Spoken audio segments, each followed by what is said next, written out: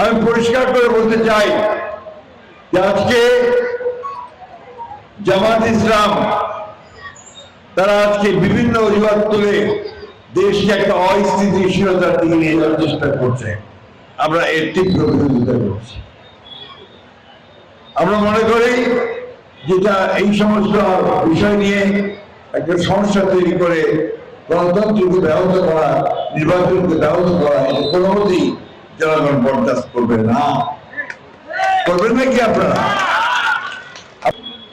বলতেছে পিয়ার দিবা হবে জামাত ইসলাম, তাই না? জামাত ইসলাম বলছে পিয়ার ছাড়া আমরা নির্বাচনে যাব না। প্রত্যেকে মিছিল করতেছে, ঘেরাও করতেছে।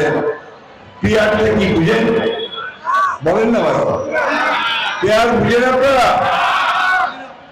আনুপাতিক প্রতিনিধিত্ব কথাটা বুঝেন? আমরা বেশিরভাগ মানুষ এই শব্দটার সঙ্গে